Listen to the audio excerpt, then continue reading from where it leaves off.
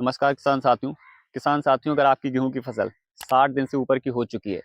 उसके गबोटे में बालियां बनना शुरू हो गई हैं या फिर बालियां गबोटे से बाहर आ चुकी हैं, लगभग इस स्टेज में आपकी फसल पहुंच चुकी है, तो साथियों आपको कुछ चीज़ों का बहुत ध्यान रखना है। अगर आप उनका ध्यान नहीं रखते हैं तो आपकी फसल के अंदर चाहे बालियां लंबी हो या छोटी हो, लेकिन आपकी जो पैदावार है वो 15 से 20% 30% तक कम हो सकती है। इसीलिए आपको इन छोटी छोटी बातों का बहुत ध्यान रखना है, क्योंकि अगर साथियों आप इनका ध्यान नहीं रखते हैं तो आपकी बाली की लंबाई अधिक होने के बाद भी जो बाली का निचला हिस्सा है, इसके अंदर दाने ठीक होंगे, वजन ठीक होगा, और बाली का जो ऊपरी हिस्सा है, ये वाला जो मैं आपको वीडियो में दिखा रहा हूँ, यहाँ से लेकर ऊपर वाला हिस्सा, इसके अंदर जो दाने हैं वो या तो बिल्कुल नहीं आएंगे, और अगर साथियों दाने आएंगे तो दाने बहुत हल्के और बहुत कम वजन के होंगे, जिससे आपकी गेहूं की जो पैदावार है साथियों वो सीधे सीधे प्रभावित होगी, सीधे सीधे आपकी पैदावार कम होगी। इसलिए आपको इन चीज़ों का बहुत ध्यान रखना है कि आपकी फसल के अंदर अगर बालियां निकल रही हैं तो बालियां पूरी लंबाई की निकलें और उसके अंदर दाने भरपूर हो, और हर दाना वजनदार हो, मोटा हो, चमकदार हो, ताकि आपको एक अच्छी पैदावार मिल सके। साथियों इस वीडियो के माध्यम से मैं आपको यही समझाने और यही बताने की कोशिश करूंगा कि आपकी फसल में उसके गबोटे के अंदर जब बालियां बनना शुरू हो जाएं तो उस समय से लेकर जब तक आपकी फसल तैयार ना हो जाए तब तक आपको किन बातों का ध्यान रखना है, कौन से पोषक तत्व फसल को देने हैं और कितनी मात्रा में और किस समय पर, सब कुछ डिटेल में बताने की कोशिश करूंगा। अगर साथियों आपकी फसल जिस स्टेज में हो उसके अकॉर्डिंग आप जो है पोषक तत्वों का इस्तेमाल कर लें। अब बात करते हैं कि अगर आपकी फसल अभी भी 60 दिन से लेकर 80 दिन के बीच में है और आपने अभी तक अपनी गेहूं की फसल के अंदर किसी भी पोषक तत्व का इस्तेमाल नहीं किया है, तो साथियों इस समय पर आप जो है अपनी फसल के अंदर फॉस्फोरस और आपका पोटास और प्लस बोरॉन, इन 3 चीज़ों का जो है इस्तेमाल जरूर करें। क्योंकि साथियों फास्फोरस के इस्तेमाल से आपकी फसल के जो तने हैं, जो पौधे के तने हैं, ये मजबूत होंगे, और जब ये मजबूत होंगे तो फसल के अंदर जो बाली निकल कर आएगी वो भी मजबूत होगी।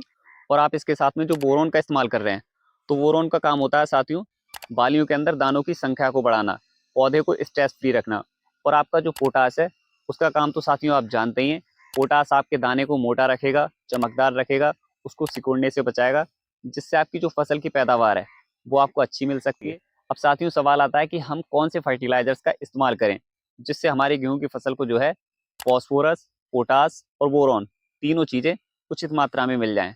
तो साथियों अगर आपकी फसल 80 दिन से कम की है तो इस समय पर जो है आप NPK 05234 1 किलोग्राम मात्रा प्रति एकड़, प्लस इसके साथ में आपको लेना है बोरॉन 20% वाला 100 ग्राम प्रति एकड़ के हिसाब से। साथियों इन दोनों चीज़ों को मिलाकर जो है अपने खेत में छिड़काव कर दें। तो साथियों फर्टिलाइजर के इस कॉम्बिनेशन से आपकी फसल को 52% फॉस्फोरस और पोटास 34% दोनों ही चीज़ें मिल जाएंगी, और आपकी फसल को काफ़ी अच्छा बेनिफिट होगा। इसके अलावा साथियों जब आपकी फसल 80 दिन से ऊपर की हो जाए, यानी कि आपकी फसल में 80-90% बालियां निकलकर इस स्टेज में आ जाएं, तो इस समय पर साथियों आप जो है अपनी फसल के अंदर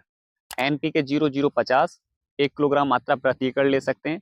इसके अलावा अगर आपको लग रहा है कि आपकी फसल में बोरोन की कमी अभी भी है, यानी कि आपके पौधों की जो ये पत्तियां हैं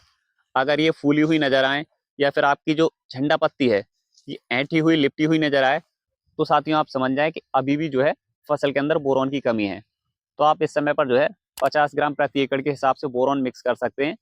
और आपका NPK 0050, इन दोनों चीज़ों का इस्तेमाल करें। तो साथियों इन दोनों स्प्रे की वजह से जो आप 80 दिन से पहले करेंगे और एक 80 दिन के बाद यानी कि 90 दिन या फिर 95 दिन के आसपास जो स्प्रे करेंगे, दोनों ही स्प्रे से आपकी जो गेहूं की फसल है उसको सही मात्रा में पोषक तत्व मिल जाएंगे जो पौधे को ज़रूरत होती है उस टाइम पर, जिसकी वजह से तने ठीक रहेंगे, तने मजबूत होंगे, बाली की लंबाई ठीक होगी, बाली के अंदर दाने अच्छे आएंगे, और पूरी बाली के अंदर जो है दाने आएंगे। ऐसा नहीं होगा कि बाली के निचले हिस्से में दाने हैं, ऊपर के हिस्से में दाने बिल्कुल नहीं है, या फिर हैं तो हल्के हैं। तो आपकी फसल के अंदर साथियों ऐसा नहीं होगा, और आपको आपकी गेहूं की फसल से जो है मैक्सिमम पैदावार मिलने के चांस रहेंगे। साथियों उम्मीद है वीडियो में दी हुई जानकारी आपके काम की होगी। जानकारी काम की हो तो वीडियो को लाइक करें, चैनल को सब्सक्राइब कर लें। मिलते हैं नेक्स्ट वीडियो में। जय हिंद, जय भारत, जय किसान।